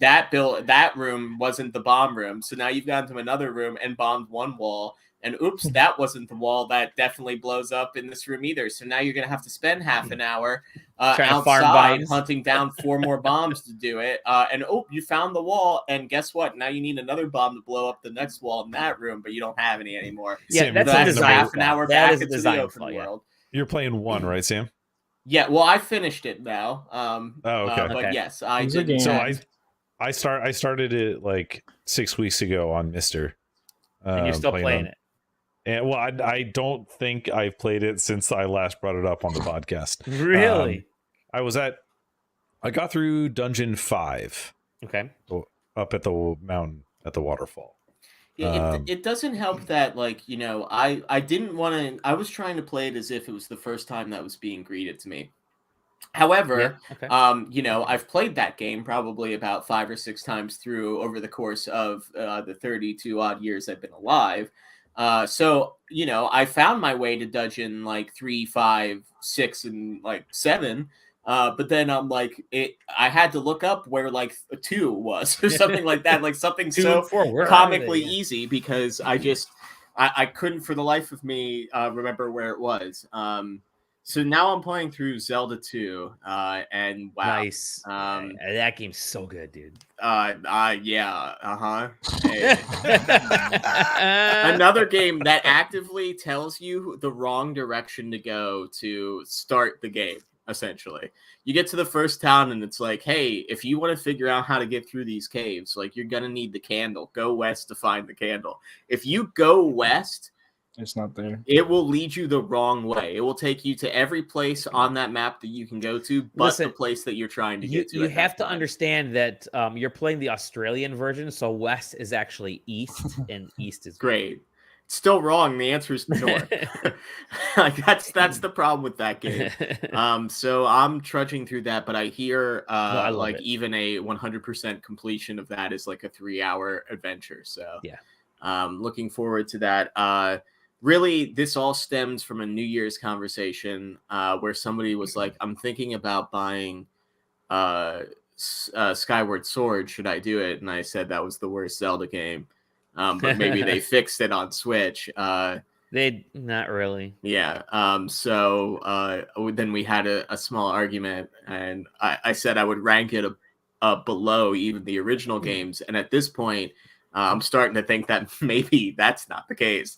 I'm just gonna go through and play all I'm of gonna those. fight you, Sam. You by have just no you have means- horrible opinions. By no means am I going to be able to finish all of them before Tears of the Goddess comes out, and I will pause whichever Tears of one the I'm in the Kingdom. middle of to play that. So I think you'll be at Wind Waker when that comes out. I hope so. That's the one I'm really looking forward to the most, if I'm being honest. Really? For me, it's always Link to the Past. When I get to Link, I'm like, oh, Link to the Past, man, that's so good. Well, are you gonna play Link's Awakening on the Switch, the updated version, or the original GB? I'm gonna probably play the updated version, just because I'm not entirely sure I played through it all the way the last time. Just gotta get that. So you gotta do what I did, which was play the first 3 Zelda games on that little Zelda handheld device that Nintendo put out, because they had the original. Dude, I'm telling you, Taylor, I keep talking about how important it is to find a product that you can play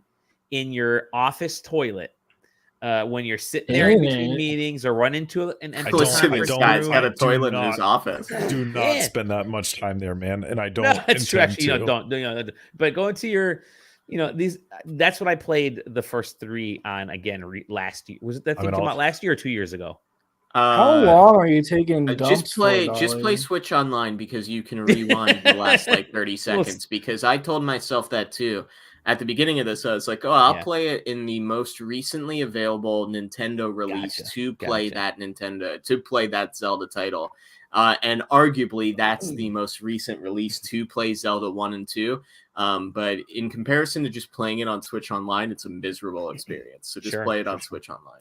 Unless you want to play the digital clock. I did have fun playing around with that. That was the one that I liked playing it on, man. Yeah. But yeah, so I'm going through that. But that's it.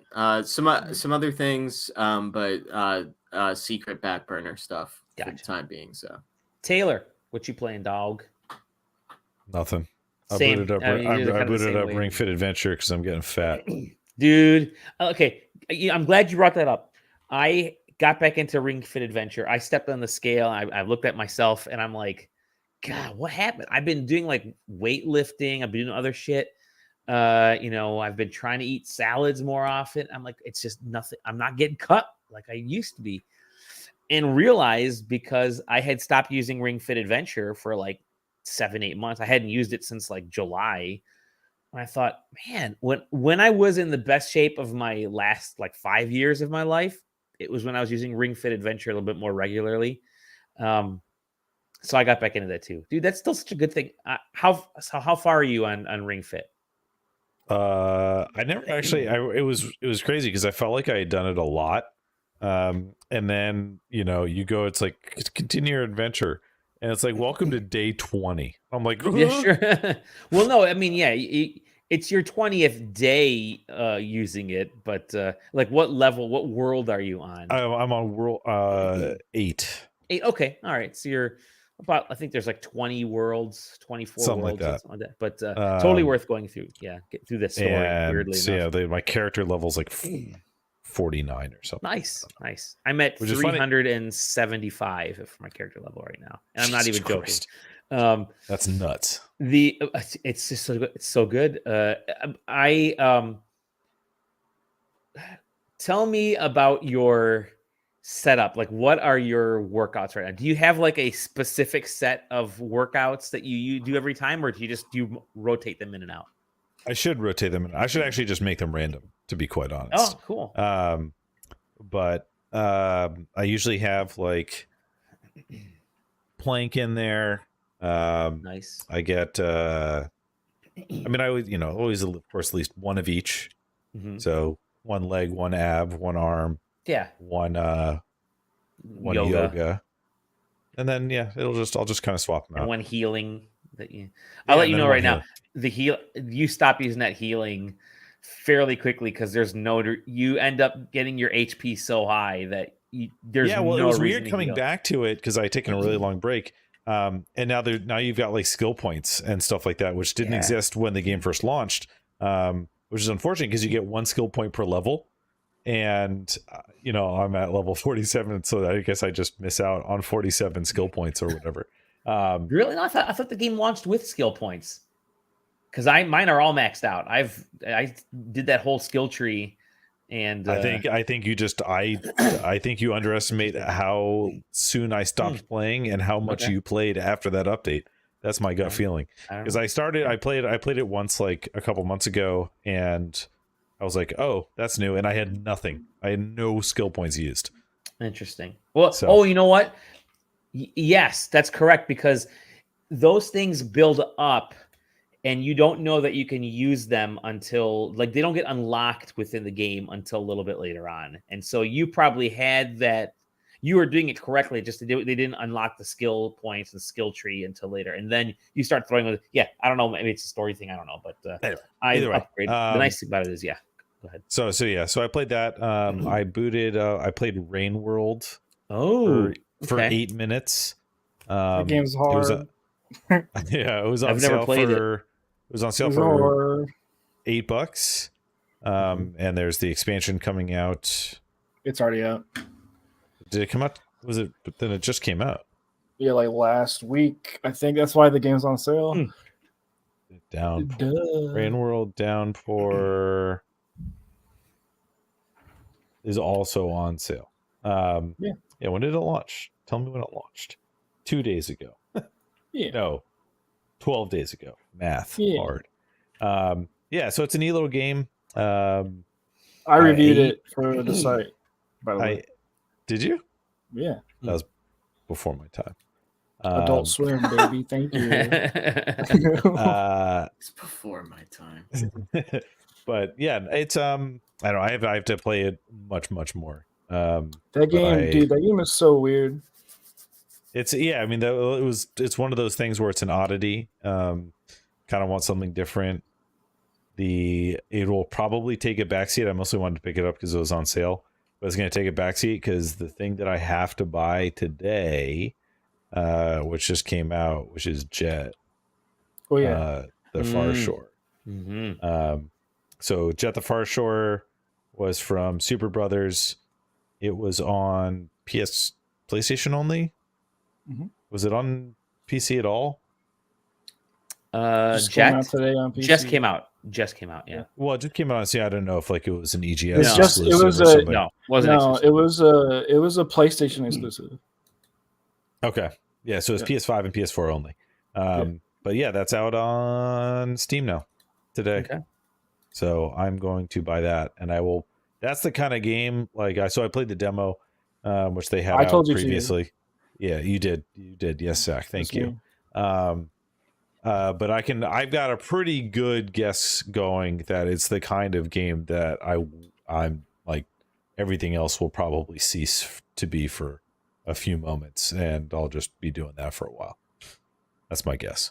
Jet. Jet. Yeah, that was one of the games that was like first announced for the PS5. Like, check it out, Yeah. Jet, and then it kind of disappeared, and then I forgot that it. I didn't came even out. know it came out. I didn't Yeah. know it came out. You want to talk about other games on that list of used to promote the PS5 and are just coming out? Seasons. Returnal. Season. That's in 2 days. That was used to show off the PS5 in their very first like public showing of that, I believe. Yeah. Oh yeah, Seasons came out today. Something. Is it crazy. today? Yeah, I thought it was in. I thought it was on Thursday. It was. No, It was came last out Thursday. today. It was last Thursday. Oh, it came out. Well, okay, it's crazy. Still, just now. Yeah. Yeah, that game looks really cool, Yep. and I want to play it. Yeah, that's it. And well, speaking of people playing things, Zach, what are you playing? I am playing right now. I am playing a video game. The whole Of course. podcast. I've been playing You Power never. Wash Simulator. No, Oh my nice.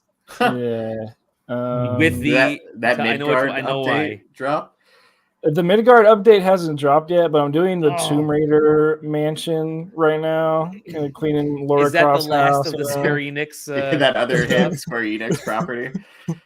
Yeah, so I've been playing that for the last 3 hours. Yeah, of course, It was great. But yeah, besides that, Dinkum, I'm still knocking What away is at that. Dinkum? It's that early access farming simulator town nice. builder Australia game. It's I've played it more, so I can actually talk I can talk about it a bit more, but Sure. so as a like farming simulator, I guess like a aficionado, like I always play these types of games because I just like the core loop of planting stuff, waking up, doing that type of thing. But I just like that progression. But what Dinkum does really well is it makes you acquire a lot of resources and then spend them on something. And anything you spend something on, like for example, last night I was scouring the whole plains for like some ore so I could build a mine. So I just have like a consistent place to get ores. So I was like trying to find ores out on my like plains, and the spawns for the ores change every time you sleep. So I finally got the ore. So I finally got the mines, and then now that I had consistent mines, I'm like, okay, now I can upgrade all my tools and then build more like chicken coops and build like a windmill and like just like all these. So it's like it unlocks a lot of things. There's just a lot of things to like focus on. But on top of that, the interesting thing is like, in Animal Crossing, the newest one, New Horizon, like you get people to come on your island and they're in a tent. So this game does that as well, but it's like people coming from like the mainland, and they have a business on the mainland. They want to come live in your new city, not city like town. So like, for example, a guy who's a farmer comes from the mainland with like seeds and stuff, and you have to work at it for like a couple times as they come back, and it's randomly how they come back, so you can't really like consistently do it. But the farmer, he kept coming back to me, and I kept doing chores for him, and he was like, hey, I want to move here. So once he moves there, you get a deed in the town. He put his thing down, and now that guy's like a consistent thing in your game. So yeah, I finally have like 5 people who live in my city now, my town. I have the farmer person, the animal guy, the museum person, the shop guy, and Cute little animals, bears. somebody else. Yeah, there's just always something to work on and do, and it's just really it's really cool that it's just made by one guy too, because it's just like just one dude work, like kind of like executing this like idealized version of his version of like a farming simulator type of game. And it does a really good job. It's developed in at all Unity of, as well. yeah, Which is, yeah. It does a really good job of doing the things that I like about the genre and executing them pretty well, and also combining ideas from Animal Crossing, which until recently wasn't this sort of game, but like executing those ideas from New Horizons a bit better, and then like ideas from like Stardew a bit better. Oh, and so there's these things called alpha monsters or alpha animals. Like basically, a lot of we're all alphas, bruh. No, so like there's these things called alphas that like they will they'll pop up through your gameplay, because a lot of the game is based on conserving nature, right? So there's a big angle where you put animals, like you capture an animal and you send them off to the conservatory, right? Because like there's an overpopulation that can happen with animals, which is a pretty interesting angle. So it's either like, oh, you want to kill all these turkeys, or do you want to send them away to a lab? So there's like a bunch of ways that you can approach it. But if you let a population grow too fast, like eventually there's going to be an alpha that pops up and you have to go kill it. And they're like raid fights, like they'll shoot fire at you, or like lightning bolts, or like cause earthquakes and stuff. Like this big dingo like shoot fireballs, and there's like squares that are like he's on the podcast with us. Relax, don't have to call him names. Yeah, it's just really cool. Awesome. That's like it has that fantasy angle to it, which is cool. Yeah, it's just a great game. It's more isometric angle instead of fantasy. Yeah. Sorry, bad dad jokes. No, I think this is the Zach version of Animal Crossing. It's kind of what I see it. That's cool. Yeah, is this early access, this game? Yeah, it's early access. It's pretty soon going to be out of early access. I legitimately don't buy early access games ever, like, because I just don't like really like to do that, because I'll play a game for 20 hours, then that there's an update that changes something that I already did, and it's like I would rather experience that. I'm not going to go back. Yeah. But this is he's adding updates in such a way where it's like, so you get Nook points, whatever, I forget what they're called in this game, but it's the same concept of like do quests for people, do quests for things, get Nook points, and you can redeem them for licenses to like, oh, there's this handling license so you can have this animal, or this mining license so you can get this pickaxe. There's like a lot of things like that where you unlock more things. The licenses cut off at a certain point, so it's like mining license 3 cuts off here. So like the way he updates the game is it's in the licenses, so no matter what, like when that update comes out, I can just buy that license and I have the new thing. So it's not going to be like a retroactive, like, oh crap, the whole beginning's different, or this is different. So he's made it modular to how we can update the game. So that's pretty cool. Awesome. Yeah. Dinkum. Dinkum. Two more things, super quick. One, that Last of Us 3rd episode. Holy shit! One of the best episodes of TV in a long time, because it was. So for those that don't know, I don't want to do I'm not going to do spoilers, but because it spoils the game big time. This is a story. The storytelling they did in this, I think it was called Long Time was the name of this episode, if I remember correctly. It focuses on Bill and Frank, which are in the game. You don't see enough of you don't really get their relationship as much as you do here. This whole episode was about their relationship, and it was so good. How do two people? How does love manifest and grow in the post-apocalypse? And I thought I'm it just was saying, if you guys are keeping it, let me know when I turn off. When I should turn off my headset. Okay, I'll give you I'll do double thumbs up when it's time to put your headset back on.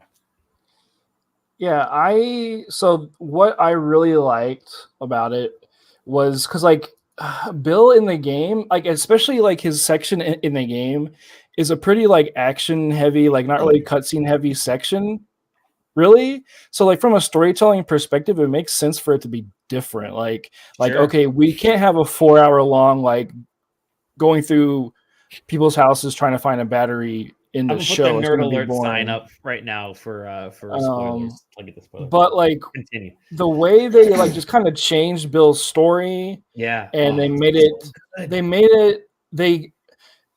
He's still Bill, but they also allowed it to build the lore of the world better too. Like how you're saying, like how does love happen after the apocalypse? Like how does that like show?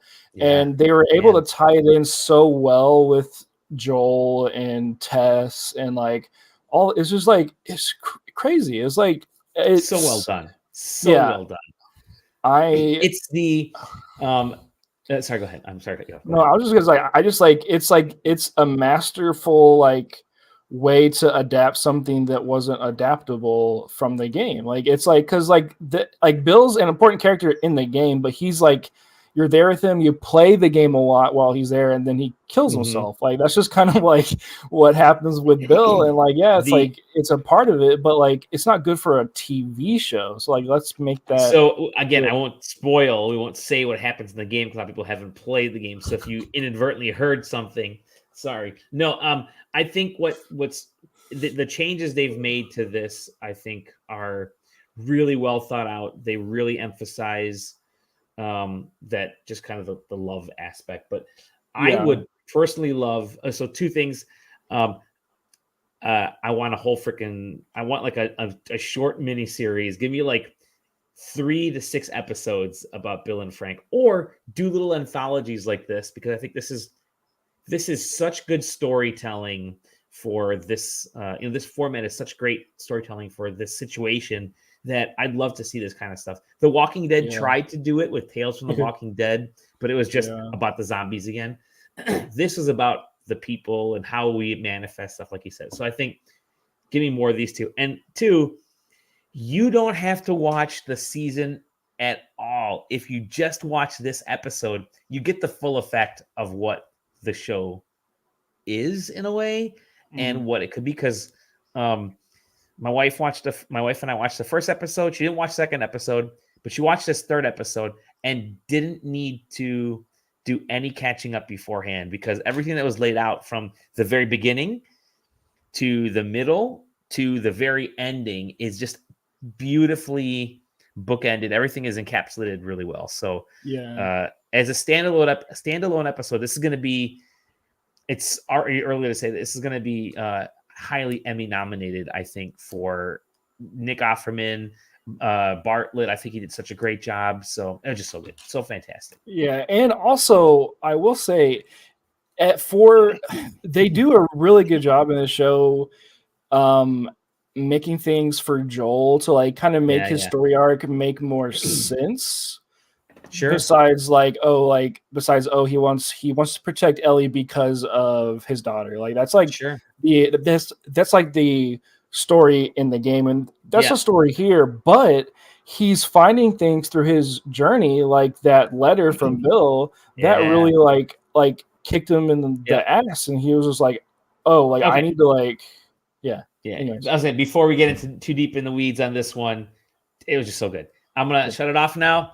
It's over. Taylor, you can join us again. Thumbs up. We're back. Go ahead, join us. One thing I wanted to do that I thought would be kind of fun that we haven't done before. I'd love to do we have our Game of the Year podcast, but what if at the end of every month, our last episode, we do game of the month? Like, what was our favorite game of the month? I kind of know what it's going to be. Easy. Exactly. Elden Ring. No. But I thought it'd be kind of fun because as we get deeper in through the year, there's gonna be there's just a variety of games. But I mean, is it gonna be the one we're all thinking of? Hi-Fi Rush. Hi-Fi Rush. I think Hi-Fi Rush. That's my favorite of the month. I mean, I haven't obviously picked up Dead Space yet, but Hi-Fi Rush is great. Taylor, do you think Hi-Fi Rush is probably the best? Our favorite game this month? Is it your favorite or up there? Taylor thinks he's still muted. Awesome, great. Come back, Taylor. Come back, Taylor. You're back. Wow, we were waving everything. I said we're starting up this new monthly feature in the podcast where we choose our collective game of the month because we have the game of the year, but let's try something fun with the game of the month. And Zach and I are leaning towards Hi-Fi Rush as being just because it's kind of a cool ass game. Yeah, probably. I mean, probably. Minecraft is the one I played the most this month, but I don't think it really applies. Sam, probably. Yeah. I mean, I think it's got to be that of new games, maybe. If we're talking about highlighting games that came out, because obviously, because if we're talking about game of the year, it's games that came out that year. We're doing game of the year already. Okay, Hi-Fi Rush. It's like. I mean, I guess it's Hi-Fi Rush. Yeah, cool. Hi-Fi Rush. That's all. That doesn't need to be a big conversation at all. Just a quick one. Hi-Fi Rush, but cool. Wow. June's gonna be hard because it's Story of Seasons and Final Fantasy. It is everything. Yeah, because Story of Seasons and Arms 2 are gonna be in June. So Pikmin 4 is popping up in June.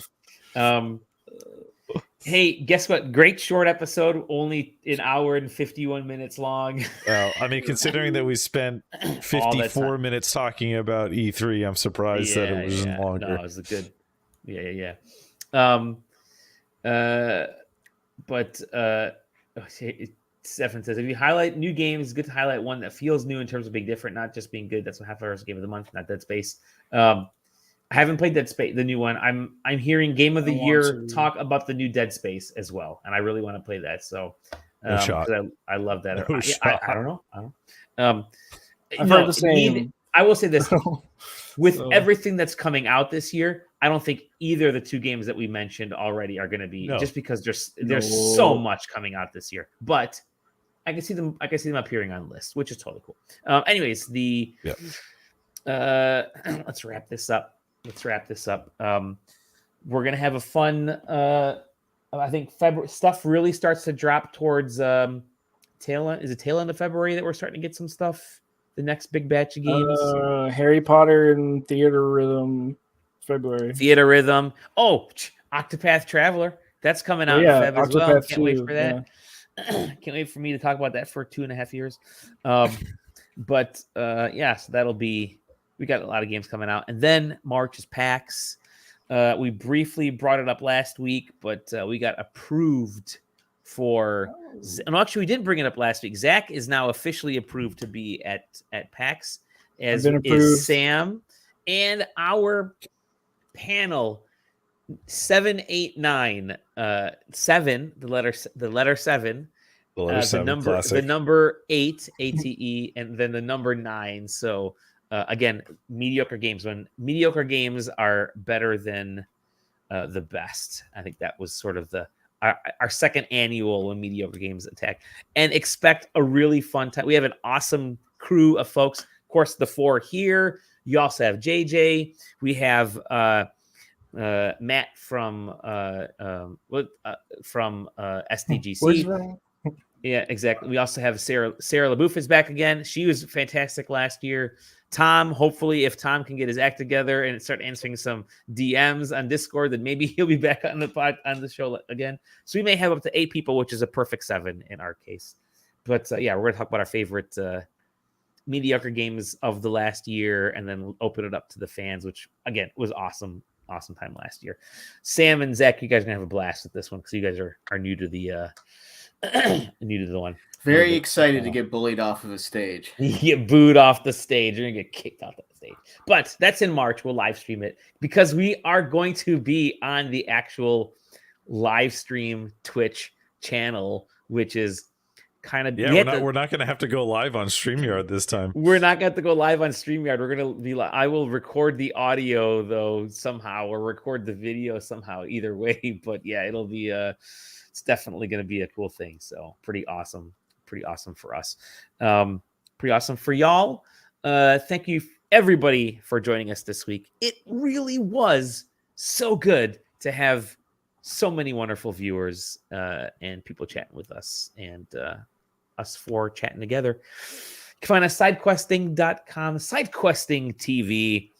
Thank you to the beautiful people of Burbank, where we recorded this episode live in front of that studio audience. Make sure you guys all pick up your gift. You got your gift bags?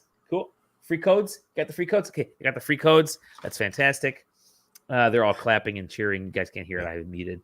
You can find me at Dolly Demoski. You can find Zach at OKQuest. You can find Taylor at Taylor Bliss. You can find Sam as a cat stealing from your local bakery. On our Discord. Find us on our. I was going to say that. Go to the Discord. Below. Wherever SideQuesting look below whatever you are at right now. The Discord links. Look down. Look it's down. under my desk. Look down. And check out our PAX party list, please. The 3P PAX party list. Share that list, because networking is important for the folks that are going to PAX. I know all of us are kind of leaving at different days. I'm leaving early. You guys are staying till Saturday at least. Saturday, Sunday. Yeah. Those meetups are great. We're probably going to do our second annual SideQuesting event as well. So maybe we'll have some more weird things happening at that one too. We actually had 2 events last year, didn't we, Taylor? We had that weird bowling night, which we never actually did any bowling. We just had a quick meetup. Yeah, I mean, I didn't get there until 9:30, so I didn't get to partake in that one so much. Oh, you didn't? Oh, it was me and Taylor met a bunch of folks. Yeah. Don't worry, you didn't miss much. We just met up at a bowling alley and drank and ate like cheesy fries, and then we left when you showed up. That's right. But, yeah, pretty much. See y'all on the next episode of The Side Quest. Thank you. Toodles.